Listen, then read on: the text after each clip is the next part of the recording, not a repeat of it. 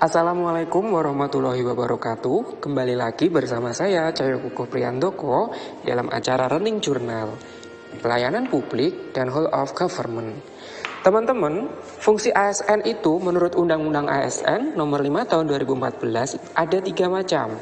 Yang pertama yaitu pelaksana kebijakan, pelayan publik, perekat dan pemersatu bangsa. Apa hubungannya dengan agenda 3? Ternyata ada hubungan keduanya, seperti pelaksana kebijakan, itu erat kaitannya dengan manajemen ASN. Pelayan publik, erat kaitannya dengan pelayanan publik. Perekat dan pemersatu bangsa, itu erat kaitannya dengan whole of government atau WOG. Pelayan publik, itu dasarnya adalah Undang-Undang Pelayan Publik nomor 25 tahun 2009, diharapkan dapat mewujudkan pelayan publik atau pelayanan publik yang prima dan akuntabel. Pelayanan publik ini bisa berupa pelayanan administrasi, barang, jasa, atau regulatif. Dalam melaksanakan pelayanan publik yang akuntabel, harus memperhatikan visi misi suatu organisasi, kepemimpinan, SDM yang terkualifikasi, serta sistem yang mendukung sarana prasarana yang memadai. Nah, dalam menjalankan pelayan publik itu juga dibutuhkan yang namanya etika publik dan komitmen mutu. Sedangkan whole of government itu dasarnya adalah Undang-Undang Administrasi Pemerintah nomor 30 tahun 2014.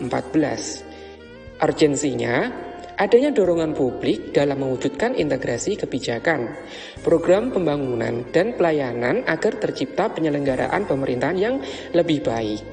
Adanya nuansa kompetisi antar sektor karena ekosektoral dan potensi disintegrasi bangsa.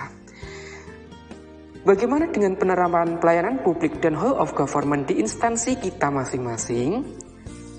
Sebelum itu, kita lihat dulu bagaimana penerapan WOG di berbagai negara. Seperti Inggris sudah menerapkan integrasi sistem laporan keuangan 5.500 organisasi publik. Australia, bahkan WOG-nya diterapkan pada semua kebijakan pembangunan dan pelayanan publik. Sedangkan New Zealand itu integrasi accounting pemerintahan dalam hal pengadaan barang dan jasa. Kemudian, penerapan WOG di instansi dapat kita lihat seperti halnya kita analisis isu. Nah, di sini ada beberapa isu yang aktual yang berkembang di instansi.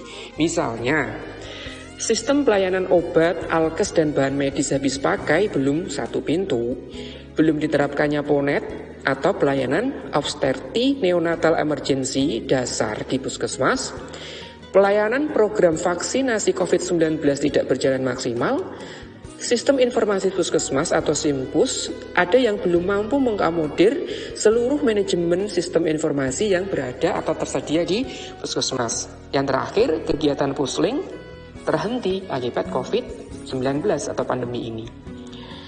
Nah, dari kelima isu, kita lakukan analisis USG dan didapatkan satu isu prioritas, yaitu tentang pelaksanaan vaksin COVID-19 tidak maksimal.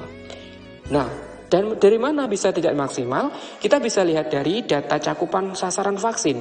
Kalau cakupan sasaran vaksin Kabupaten Pati sebesar 70%, tapi baru terrealisasi 12%. Kemudian kalau pelaksanaan vaksinasi di Puskesmas Tambak Romo, untuk yang vaksinasi tahap 1 itu baru sekitar 15,26%, dan vaksinasi kedua itu 5,80%, sedikit sekali dari yang diharapkan.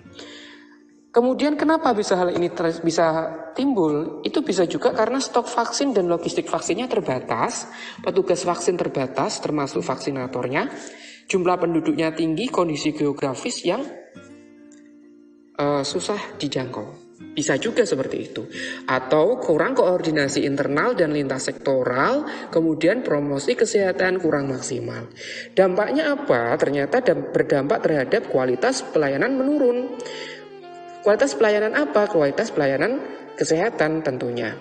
Kepercayaan masyarakat terhadap puskesmas menurun, target sasaran vaksin tidak tercapai, sulit menghadapi pandemi.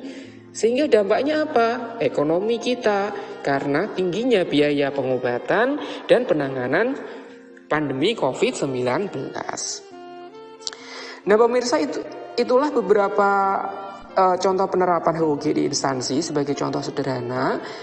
Nah, adanya masalah itu bisa kita ajukan solusi. Yang pertama yaitu evaluasi kebijakan dan SK tim vaksinasi COVID-19 di Puskesmas Tambak Romo.